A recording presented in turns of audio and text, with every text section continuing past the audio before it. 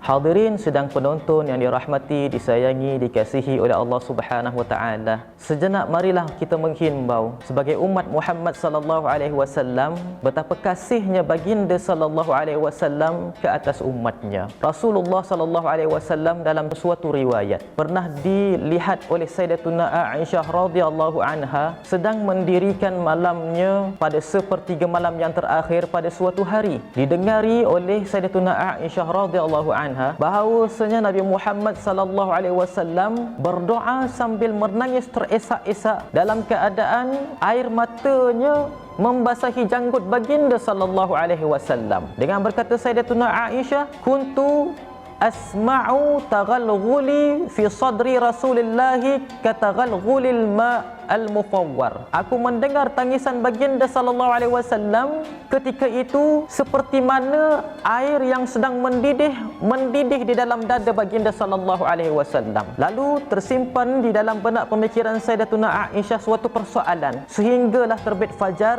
keesokan harinya. Sayyidatuna Aisyah bertanya kepada Rasulullah sallallahu alaihi wasallam, katanya, wahai Rasulullah, aku melihat tuan mendirikan solat, setelah itu tuan menadah tangan berdoa sambil menangis teresak-esak. Apakah yang tuan minta kepada Allah Subhanahu wa taala? Lalu Rasulullah sallallahu alaihi wasallam bersabda kepada Sayyidatuna Aisyah, katanya, as'alullah Subhanahu wa taala ay yaghfira dhunuba Aisyah kabiraha wa saghiraha sirraha wa jahraha awwaluha wa akhiruha atafrahina ya Aisyah. Aku memohon kepada Allah Subhanahu wa taala, ya Allah, ya Tuhanku, ampunkanlah dosa-dosa Sayyidatuna Aisyah yang terawalnya maupun yang terakhirnya, yang tersembunyinya maupun yang terzahirnya, yang besarnya maupun yang kecilnya. Adakah kamu itu bergembira wahai Sayyidatuna Aisyah dengan doa ini? Kata Sayyidatuna Aisyah, bala ya Rasulullah, tentu sahaja aku bergembira dengan doa ini. Lalu bersabda Rasulullah SAW, wa kadzalika fi kulli lailatin ad'u li ummati. Begitulah wahai Sayyidatuna Aisyah,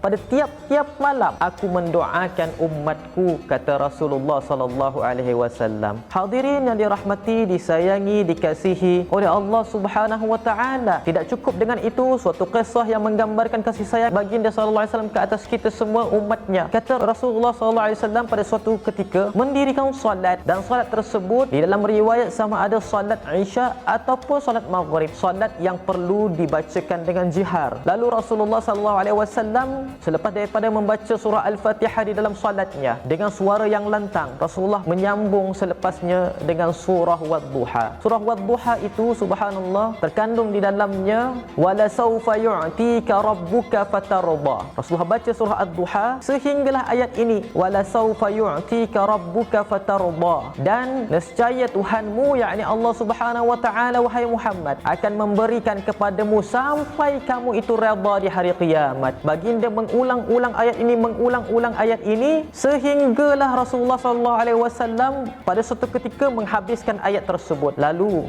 para sahabat tertanya-tanya, mengapakah baginda sallallahu alaihi wasallam mengulang-ulang ayat tersebut? Maka para sahabat bertanya selepasnya, katanya, wahai Rasulullah, kami mendengar bahawasanya Tuhan mengulang-ulang ayat wala saufa yu'tika rabbuka fatarda, dan nescaya Allah Subhanahu wa taala akan memberikan kepada kamu wahai Muhammad di hari kiamat sampai kamu redha. Adakah ayat ini penting bagi kami wahai Rasulullah? Kata Rasulullah sallallahu alaihi wasallam, tidaklah penting bagi kamu wahai umatku, tetapi ketika mana Allah Subhanahu wa taala menyebutkan wahai Muhammad, nescaya aku akan berikan kepada kamu di hari kiamat sampai kamu redha, hati aku menjawab wahai para sahabatku bahawasanya inni lan arda hatta la yabqa ummati fil jannah. Wahai Tuhan, aku tidak akan redha sesekali sehinggalah tiada seorang pun umatku yang masuk ke dalam api neraka Allah Subhanahu wa taala. Demikianlah kasihnya baginda sallallahu alaihi wasallam.